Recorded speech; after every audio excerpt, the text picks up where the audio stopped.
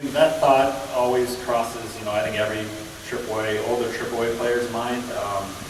When are you going to realize that your time is up and, maybe it's time to move on to something else. But for me, once you're that close, I had the taste of being in the big leagues before, and I knew what that life is like and how great it is. And I knew as long as I had an opportunity, I was going to give it my all and, never really give in until that moment came. And I knew I was still good enough. I still had the ability to be a Major League Baseball player. It was just, what's the opportunity going to create itself? And I knew I was going to do everything I could when that opportunity did arise. I was going to be ready for it. And fortunately, I got that opportunity when, I'm sure a lot of you Giants fans, Buster Posey went down. It's one of the ugliest plays I've ever seen in baseball. But I'm down in AAA, and that was my opportunity. Unfortunate for him, but fortunate for me. It created an opportunity for me to get back to the big leagues, and I had some success. Later on in that year, and it kind of whirlwinded away into last year. But it's one of those things. You never know when your day is up, so you always got to keep pushing, keep striving to be the best player you can be. Try to take advantage of those opportunities when they arise, and fortunately, the opportunities keep rolling for me, and I'm going to try to take advantage as long as it happens. First of all, let me just say I wish I would have been there 2 days longer. I'd be wearing a little bigger ring right now. It's tough, but as Mike knows, it's part of the game. You get used to it. You never know where you're going to be on any given day. One day I was hoping to make the team in San Francisco. The next day I'm putting on pinstripes. It obviously wasn't a bad thing. It's one of the better things that's happened in my career.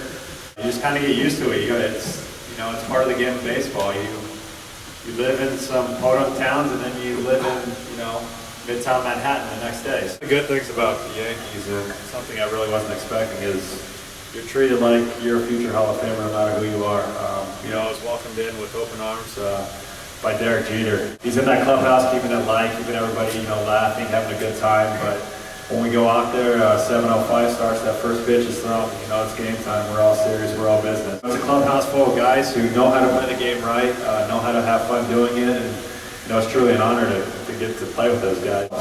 So do the fans in right field chant your name too when you're starting? They leave the catcher out. I don't know why. I got to start a new trend or something. But yeah, they always leave the catcher out. So I don't know what's going on with that. They're having a good time. I know Swisher's going to miss it out there. They let us know when we're not doing well either. So it's fun. There's intelligent fans and there's unintelligent fans no matter where you go. Sure. But obviously baseball has been around in New York forever. So, I think the kids growing up, they grow up watching baseball, living baseball, so they know the game. They know, like I said, when to cheer. I'm not going to diss Boston fans are great too. You go in as a visiting player, make a great play against them, they'll applaud you. As ball players, it's kind of like who's coming tonight. So I think we look forward to looking, behind the backstop. They all the celebrities kind of sit in the same spot, so we're all looking out there. Who's going to be tonight? Donald Trump. We had Snooki. Yeah, it's kind of a different ball game in the National League. There's a lot more strategy involved. You got to think a little more who they might pinch hit for the pitcher in this certain spot. There's double switches. You have to be an on-field manager a little more in the National League, whereas in the American League, not many guys can pinch hit for it, myself being one of them. It's a little tougher, pitching, obviously, in the National League, or the American League with that DH, is obviously a much better hitter than a pitcher usually is. It's a grind no matter who's out there. The pitcher's got to execute pitches to get the hitters out. I'll just give you guys a reference. Yankee games are usually, on average, 3.5, 4 hours long, whereas when I was with the Giants, long day at the field was 2.5 hours. So it's a lot different. You're out there grinding more, but at the same time you're trying to get guys out.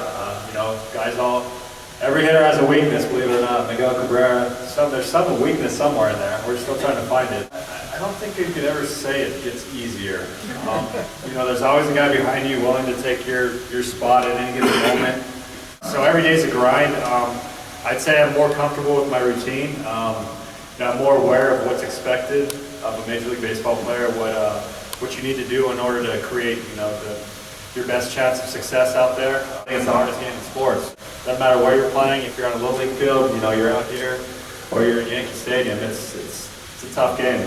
Do you get recognized on the street or in stores, or when you use your debit card and people go, oh, Chris Stewart, what's that like, being kind of the king of the city?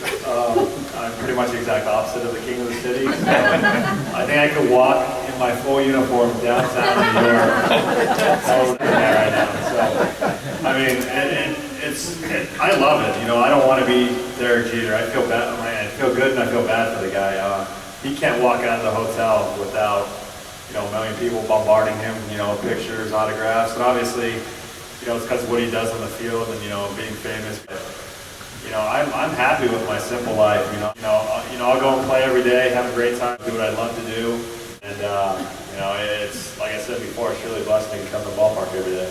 Guys that gave me a hard time as a right-handed sinker ball pitcher were left-handed hitters that had good plate discipline. I think of guys like John Olerud, Robin Ventura, Barry Bonds. I didn't face him a whole lot, but he wore me out with, I think, in 6 at-bats and 2 or 3 home runs. And then a lot of the little scrappy, guys that would slash and run, Luis Castillo type guys that a little bit like Jacoby Ellsbury was here. Those guys gave me a hard time. And then I think, looking back, I don't want to disrespect Derek Jeter, Bernie Williams, Alfonso Soriano, any of those guys, but Vladimir Guerrero, I think, was the best player I ever had a chance to play with, in large part because, I had a chance to see him develop from the time he was a 17-year-old kid fresh out of the Dominican Republic all the way through to the big leagues, and just saw him do some incredible things, both defensively and at the plate. I think we've all of us who are baseball fans have seen him, hit balls that have bounced in the dirt, seen him just throw rockets from the right field wall. Just a special player, and I'm hoping he's a guy. I don't think there's much doubt now, especially with a lot of the things that are going on with the Hall of Fame stuff, that he's a first ballot Hall of Famer. But what's the best memory of your major league career? It's hard to pick just one. Or 2 or 3. Yeah, flashback to some pretty good memories there. But the win against Pedro in '99, it was the first time he'd come back to Montreal after being a Montreal Expo. He was with the Boston Red Sox that year. And so, the people in Montreal loved Pedro Martinez, so the place was packed. And, we jumped on him pretty early. I think put up a 4 spot in the 3rd inning. And I was able to go out and pitch pretty well. I think I went 7+ innings, gave up 1 or 2 runs, and got taken out of the game. Felipe Alou took me out of the game, and it was cool just to have a standing ovation, and be able to walk off the field with the crowd, expecting to cheer for Pedro, even though we were in Montreal, and to be able to kind of tip your cap to the fans was, something I'll always remember, obviously. And then you talked about that game in Chicago when I was pitching for the Yankees. It was my first start for the Yankees after pitching the first month in AAA. And we killed them. It was 13-1 or something. I was able to kind of cruise through 7 innings with a big lead, and didn't have my best stuff that day. Had a lot of atom balls, and didn't really pitch that well. But on the scoreboard, it looked pretty good. But the thing I remember about that is, we finished up the road trip, went back home to New York, and it was my work day, so I had to go run and get there early to the stadium. And I was one of the first guys in. I was putting my uniform on, getting my gear on, and Yogi Berra comes walking by and slaps me on the butt and says, "Hey, hell of a job, Thurm," and kept walking by. Just a moment where you go, "Holy crap!" He called me Thurm.